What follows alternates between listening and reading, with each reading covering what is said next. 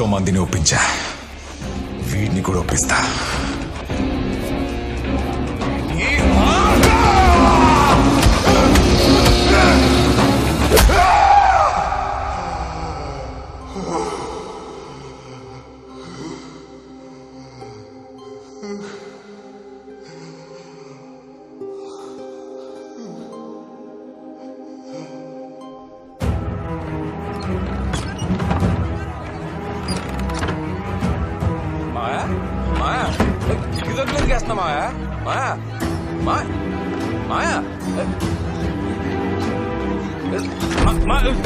తలుపుతీ మాయా, మాయా please చెప్పేది అర్థం చేసుకో. తలుపులు ఎందుకు వేసా మాయా? ఏమైంది మాయా? ఏం చేసిందో చెప్పు మాయా.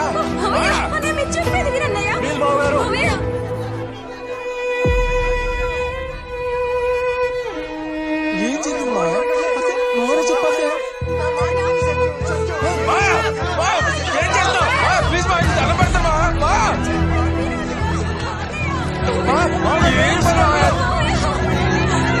మాట్లాడండి, ఉండండి బాబు. నా కొడుకు నిర్దోషి. వాడి చేత బలవంతంగా ఈ కేసు ఒప్పించడానికే ఆ సిఐ 3 రోజుల కస్టడీకి తీసుకున్నాడు. నిజం ఎవరు గుర్తించటం లేదు. పోలీసులు నా కొడుకును వదిలేసే వరకు నేను నా భార్య ఈ ఇంట్లోనే ఆమరణ నిరాహార దీక్ష కూర్చుంటున్నా. ఎవరైనా తలుపులు పగలగొట్టుకుని లోపలికి రావాలని చూశారో తగలబెట్టుకొని చచ్చిపోతాం. నా కొడుకు మళ్ళీ తిరిగి ఇంటికి వచ్చినప్పుడే ఆ తలుపులు తెరుచుకుంటాయి. రాలేదో తలుపు తీయటి బాగా మీకు ఏదన్నా అయితే ఏమైపోతున్నా ఆలోచించు. తలుపు తీసొచ్చు, మేమందరం ఉన్నాం కదా నీకు. రమ్మా, నా మాట విను, పిల్లాడికేం కాదు. నా కొడుకు నిర్దోషిగా బయటికి రావాలి. ఆ సిఐ చట్టం ముందు దోషిగా నిలబడాలి. ఇదే జరగాలి, ఇదే జరగాలి. నా కొడుకు బయటికి రావాలి. నా కొడుకు బయటికి రావాలి.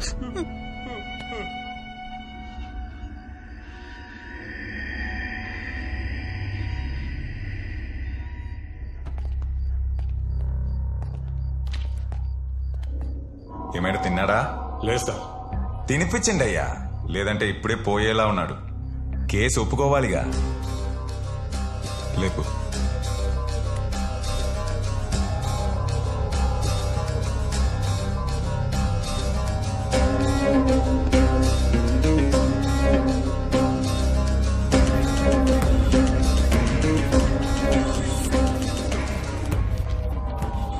నువ్వే మర్డర్ చేసినట్లు ఒప్పుకున్నానని ఈ స్టేట్మెంట్ లో సంతకం పెట్టరా.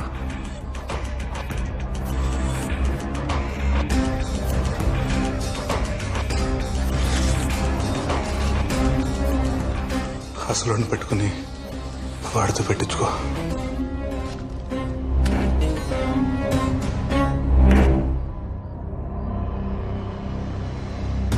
రెడీ.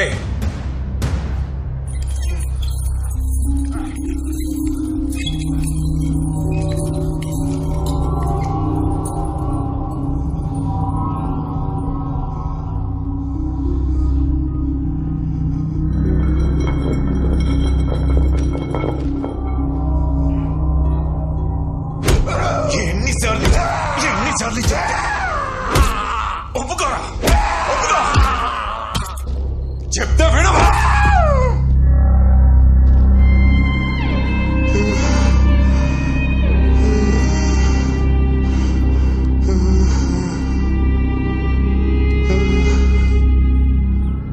నిన్న రాత్రి నుంచి ఆమరణ నిరాహార దీక్ష కూర్చున్న అతని తల్లిదండ్రులకి సపోర్ట్ గా కాలనీ వాళ్ళు అలాగే ఫ్రెండ్స్ ఈ దీక్షలో పాల్గొంటున్నారు. వీళ్ళంతా సూర్యప్రకాష్ నిర్దోషి, ఎలాంటి తప్పు చేయలేదంటున్నారు.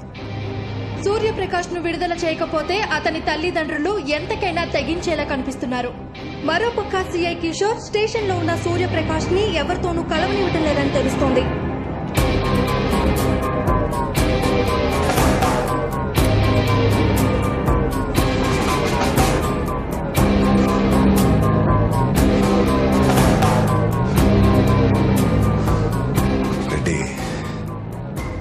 ఏ కేసుకి కదయ్యా.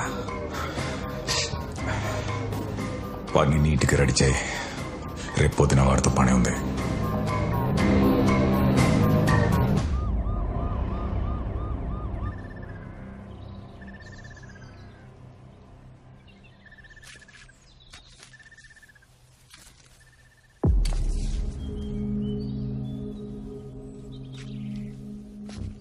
హంతకుడు హత్యకి ఉపయోగించిన ఆయుధం. రెడ్డి సార్. సాక్షుల్ని పిలువు. రండయ్యా. నమస్తే సార్. పేర్లేంటి? పాండు సార్. సీను సార్. వాళ్ళ దగ్గర సంతకాలు తీసుకో. ఇక్కడ సంతకం పెట్టండి.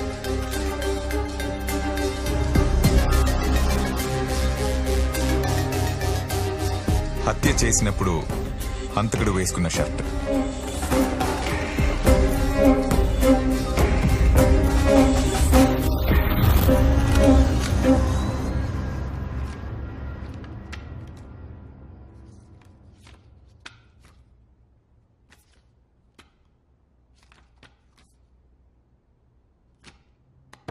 ఇతని తరపున వాదించడానికి డిఫెన్స్ లాయర్ వచ్చారా?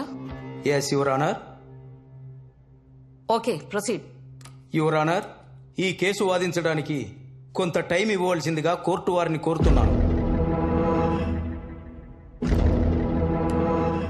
బండి సూర్యప్రకాష్ కి 14 రోజులు కోర్టు రిమాండ్ విధిస్తోంది. మేడం, నన్ను 3 రోజులు సెల్లో పెట్టి బాగా కొట్టారు మేడం. ఆ షర్ట్కి ఆ కత్తికి నాకు ఏ సంబంధం లేదు మేడం. ఇదంతా ఈ సీఐ కిషోర్ ప్లాన్ చేశాడు మేడం. Please madam, please. మీ తరపున మీ లాయర్ మిమ్మల్ని జైల్లో కలుస్తారు. మీరేం చెప్పాలనుకున్నారో మీ లాయర్ కి చెప్పండి. బండి సూర్యప్రకాష్ కి తన లాయర్ ని కలుసుకునే అవకాశం కల్పించాల్సిందిగా కోర్టు ఆదేశిస్తోంది.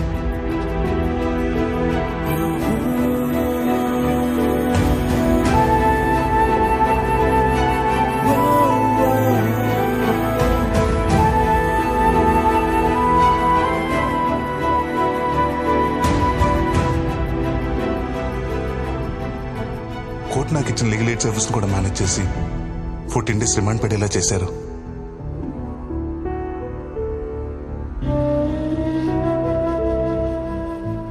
రిమాండ్కి వెళ్ళిన మరుసటి రోజు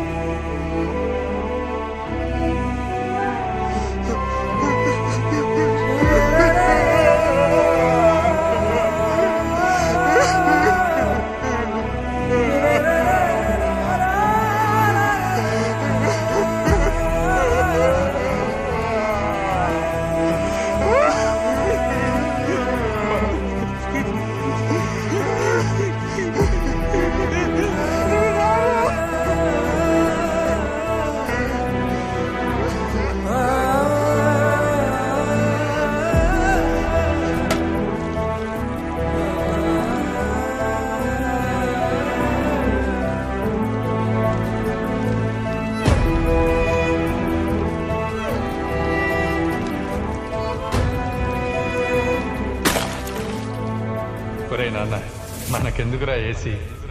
ఊరుకోండి నాన్న, ఈసారి అండ్లెక్క వంట. ఆ వేడి మీరు తట్టుకోలేరు.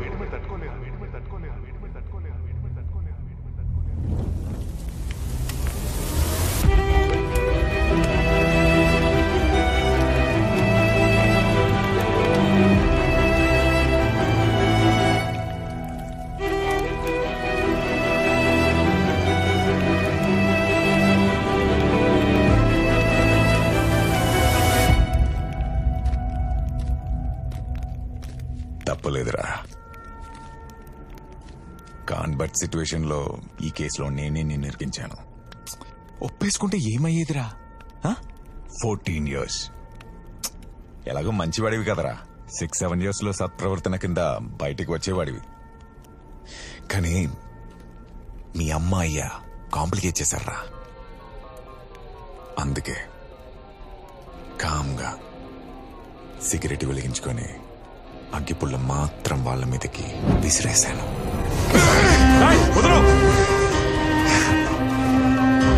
అప్పుడు బ్రతికేస్తారేమో అని చిన్న డౌట్ వచ్చిందిరా. మళ్ళీ ఇంకో సిగరెట్, ఇంకో అగ్గిపుల్ల.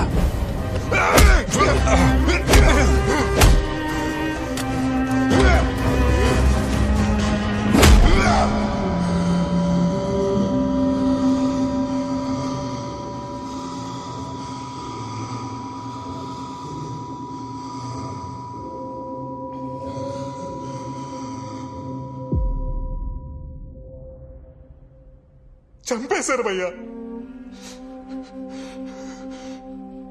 డ్యూటీలో ఉన్న పోలీస్ ఆఫీసర్ని కొట్టానని నా మీద ఇంకో కేసు ఫైల్ చేశారు.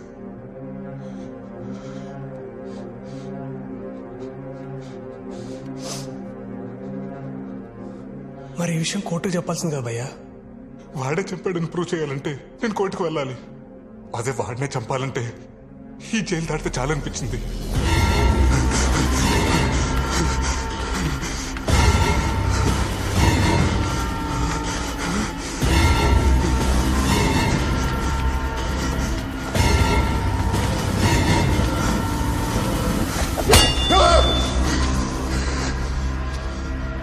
తప్పించుకోవటానికి 2 సార్లు ట్రై చేశాను. దానికి ఇంకొక సెక్షన్, ఇంకో 2 కేసులు. నాకు అప్పించిన పరమేశ్వర బాబాయ్ ఏమో ఆ 10 లక్షలకు నాకు ఏ సంబంధం లేదు, నేనెవరో కూడా తెలియని వాడేమో. ఇతను రాజగోపాల్ గారిని చంపటం నేను కళ్ళారా చూశానమ్మా. అప్పటి నుంచి న్యాయం కోసం కోర్టుకు వెళ్తున్నానో వాయిదాల కోసం కోర్టుకు వెళ్తున్నానో కూడా నాకు తెలియదు. కోర్టు మెట్లు, జైలు గోడలు చూస్తూ సంవత్సరం గడిచిపోయింది.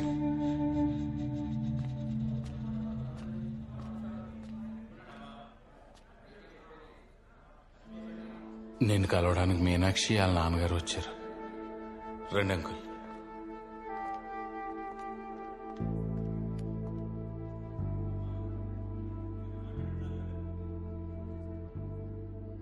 బాగున్నావా బాబు?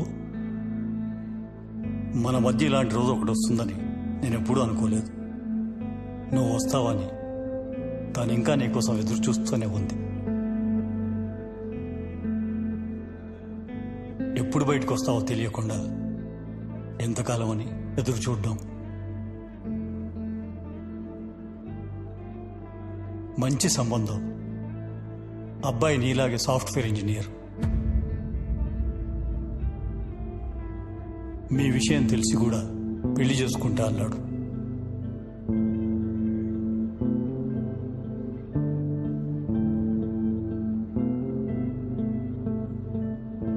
నిజమే మీనాక్షి, నేనెప్పుడు వస్తానో తెలియదు. అసలు వస్తానో రానో కూడా తెలియదు. వచ్చిన జాబ్ నుంచి ఇంటికి రావడానికి, జైలు నుంచి ఇంటికి రావడానికి చాలా తేడా ఉంది.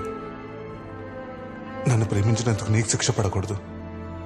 Advance happy married life Meenakshi.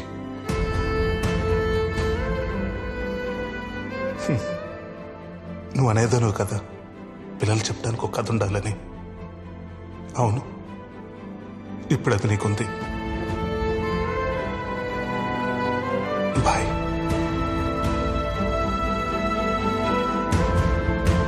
ఉంటాం బాబు.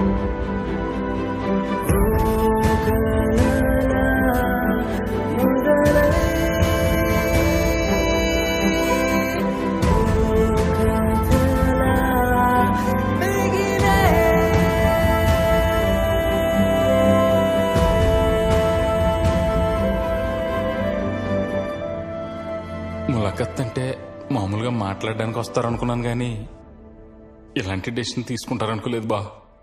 నువ్వేం డెసిషన్ తీసుకున్నావురా? నేనేం డెసిషన్ తీసుకుంటాను? రే, నన్ను కలవటానికి ఇంకెప్పుడు ములాఖాతుకు రావద్దు బా. నువ్వు ఇక్కడికి వస్తున్నావని ఆ కిషోర్ గడికి తెలిస్తే నేనేమైనా చేస్తాడు. ఆయన నేను చూసుకుంటానులే బా. ఆయన నువ్వు లోపలికి వెళ్ళు. నేను ఇష్టపడే వాళ్ళందరూ నా లైఫ్లో నా కాకుండా దూరం అయిపోయారు. ఇక నాకు మిగిలేదు నువ్వేరా.